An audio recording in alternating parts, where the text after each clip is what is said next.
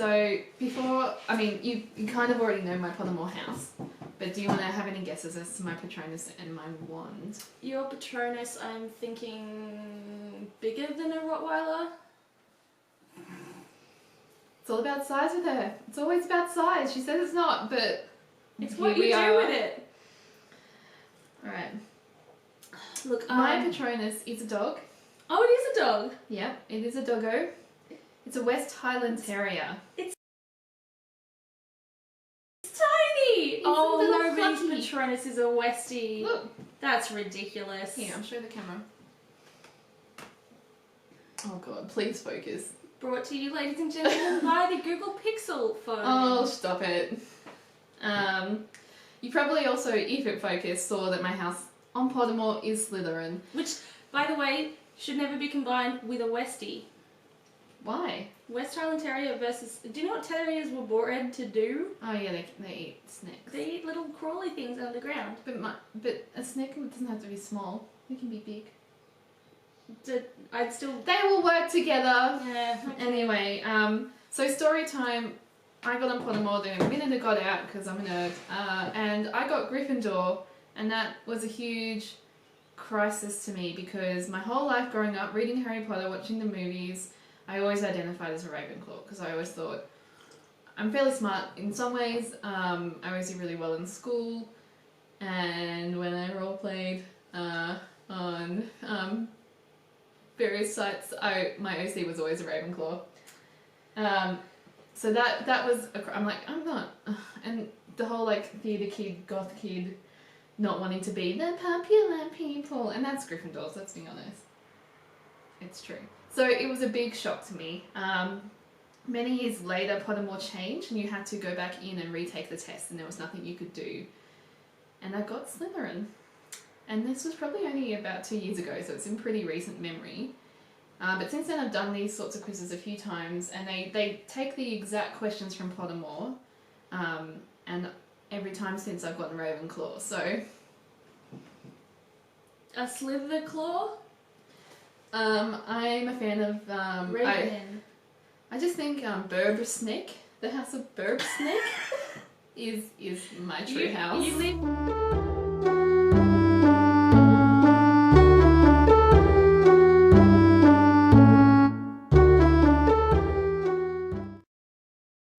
within the wall that separates the two dormitories. So that's scratching, you can hear that's me. Yeah, just make sure that we don't plaster over the breathing holes. And just like try it not to too get much. any of that like asbestos dust on you or in you. That's fine, I'll just catch up with me years later, I'm fine for now. Yeah. Do you want to know about my wand? Please, I'd love to know about how rigid your wand is. So my wand looks not the same as yours. It's got the same crookedness to it. So I have a crooked pair. is fine. Everybody's a little bit crooked. Yeah, I'm definitely not straight. So pear wood with a phoenix feather core, 12.5 inches. Yes. Same though, and surprisingly swishy flexibility. Wow. I forget what this means, so I'm going to quickly look it up. I love that we're both the same length. Feel We good are about pretty that? similar length though, I think. That's my wand. Oh, it's never gonna focus. Alright. So pear is a golden toned wood that produces wands of splendid magical powers. Do you know? Sateki. Do you know what else pear produces? Pears! I'm so shook. I'm so sorry. I think my wand said I had a good sense of humour, but it was clearly lying. Which give their best in the hands of a warm-hearted, the generous, and the wise. It's not me. Possessors of pear wands are, in my experience, usually popular and well respected. Lol. I took this quiz a while ago. I wonder what I would get if I did it again. I do not know of a single instance where a pear wand has been discovered in the possession of a dark witch or wizard. And yet I'm in Slytherin, according to Pottermore. What the fuck? They're among the most resilient, and I have often observed that they may still present a remarkable appearance of newness even after many years of hard use. That me. 100%. Phoenix core, so it's the rarest core type, and as we know from the books, there's always a pair. A pair.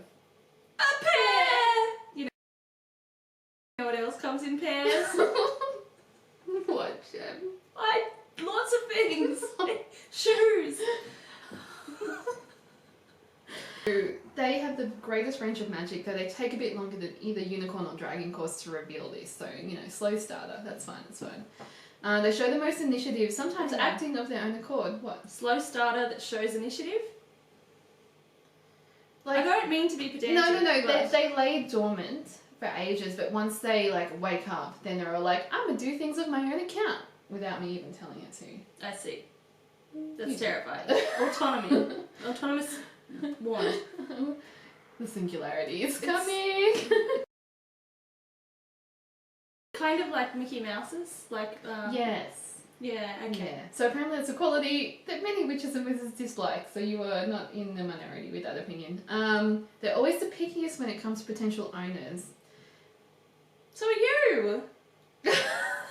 Choosing my owners. Yeah. Gem, we weren't going to talk about that on this channel. Sorry, wrong video. These ones are the hardest to tame. Wild hearts can't be broken. Yes. Main swish. Yes. And their allegiance is usually a hard one. Okay, we already know all about the length. It's going to be the same. Surprisingly swishy. And you are surprisingly swishy. what does swishy mean? If someone's swish, that means they're hot, right? I believe. Or does it mean swish? That is literally that is the main swish. Okay. This is exactly the same paragraph as yours. Yeah, saying that's a consider general everything. statement about what the meaning of swishiness is. So what I'm getting from my wand is it's for really kind-hearted, warm, lovely people who are not evil. But maybe... but are also a bit independent and prankster, trickster, yo. And also, a bit lazy. Just sort of sit there and wait until it's their time to flourish. Which is fine. That's fair. That could be That's daily. fair. Yeah, so me being a Slytherin with that kind of wand, I don't know.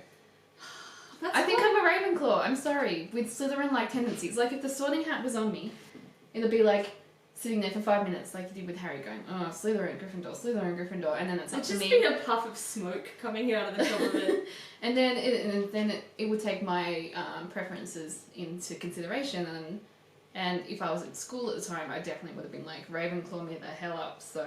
So you know how imagination was one of my features that I recognised about myself? Mm-hmm. I think that I'm validated because I instantly picture the sorting hat at a group therapy session, just absolutely crushed and devastated by its inability to sort you. Have you seen the Harry Potter musicals? No. By Saki Productions? Oh my god. So they have not just, I think because they have a few different ones that cover different books.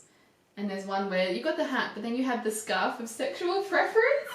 And him and the sorting hat both fall in love. And it's amazing. Oh, and do yourself a favour and look up Saki Productions on YouTube and look at the Harry Potter musicals. They're a little bit old and they're amazing. And the lyrics are clever and the singing is great. And it's so funny. It's not at all like the books, but it's so funny. And we should watch it together. Go and support them. Support the arts. Not the dark arts. Unless that's where your heart lies. And I'll see you next time.